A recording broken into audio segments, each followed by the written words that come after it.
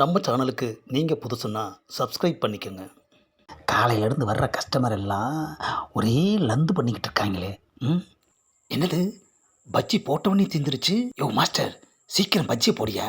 நம்ம கடையில் பஜ்ஜி தான் ஃபேமஸ்ஸே, புரியுதா? என்னது புதுசாக ஒருத்தன் வர்றான். 2 பஜ்ஜி கொடுங்க. ஆஹா, புது கஸ்டமருக்கு கூட நம்ம கடை பஜ்ஜி பிடிச்சிருக்கியா? என்னது பஜ்ஜியை வாங்கி நாய்க்கு பிச்சு பிச்சு போடுறான். எப்படியோ நமக்கு காசு வந்தால் சரி. டீ கொடுங்க. ஒரு நிமிஷம், டீ நல்ல ஸ்ட்ராங்காக இருக்கணும். தூள் மாற்றி போடு, புரியுதா? ஏப்பா இப்போ தான்ப்பா மாற்றினேன்னா இவ்வளோ நேரம் டீ போட்டுக்கிட்டு தானே இருந்த. அப்போ கொஞ்சம் வெயிட் பண்ணு. நான் வெயிட் பண்ண ரெடி. நீ புது தேயிலை போட்டு எனக்கு டீ போடு. சரிப்பா. அப்புறம் சர்க்கரை பயங்கர தூக்கலாக இருக்கணும். போட்டுட்டா போச்சு. அப்புறம் டீ வழக்கமாக டீ இருக்கக்கூடாது, அவுன்ஸ் டீயாக இருக்கணும். ஆஹா, டீ குடிக்கிறதுல கைத்தேந்தவும் போல இருக்குதுய்யா. எப்படியெல்லாம் கண்டிஷன் போடுறான். டீ கடை வச்சதுலேருந்து நாம் கொடுக்குற டீயை தான் இந்த ஊருக்காரங்க வாங்கி குடிக்கிறாங்க. ஆனால் இவன் தான் பயங்கர கண்டிஷனோட டீ கேட்குறான். இன்றைக்கி அவன் கேட்ட மாதிரியே போட்டு அசத்திர வேண்டியதுதான். அப்போ தான் அடுத்த வாட்டி நம்ம கடையை தேடி வருவான். A few moments later. அட, தூள் மாற்றியாச்சு. என்ன ஸ்ட்ராங்கு. பாலும் திக்காக ஊற்றியாச்சு, அவன்ஸ் கணக்கில்.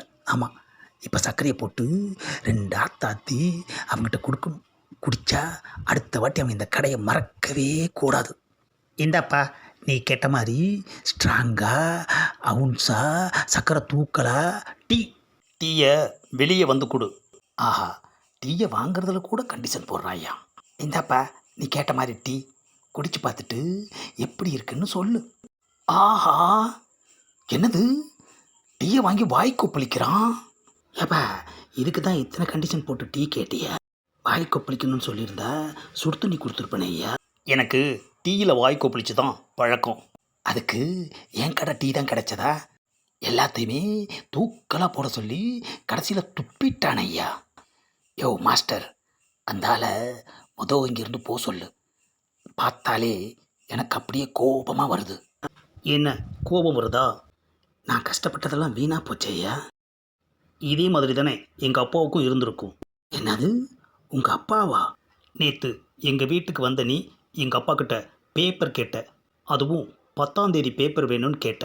எங்கள் அப்பா தேடி கண்டுபிடிச்சி கஷ்டப்பட்டு உங்ககிட்ட கொடுத்துட்டு 10ஆம் தேதி பேப்பரில் என்ன விசேஷம்னு கேட்டார். விசேஷம்லாம் ஒன்றும் இல்லை, பஜ்ஜி மடிக்கிறதுக்காக தான் கேட்டேன்னு நக்கலாக சொல்லி வாங்கிட்டு போனியே, ஞாபகம் இருக்கா?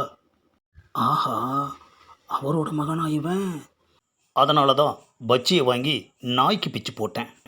டீயை வாங்கி வாய் கொப்பளித்தேன். நான் வேணும்னேன்னு செய்யலை. உனக்கு கோபம் வரணுன்றதுக்காகத்தான் நான் அப்படி செஞ்சேன். இனிமே யாரையும் நக்கல் பண்ணாத. இந்தா உன் டீக்கும் பஜ்ஜிக்குமான காசு. ஆமாம், என்ன யோசிக்கிற? ஒரு டீ போடு. மறுபடியும் டீயா?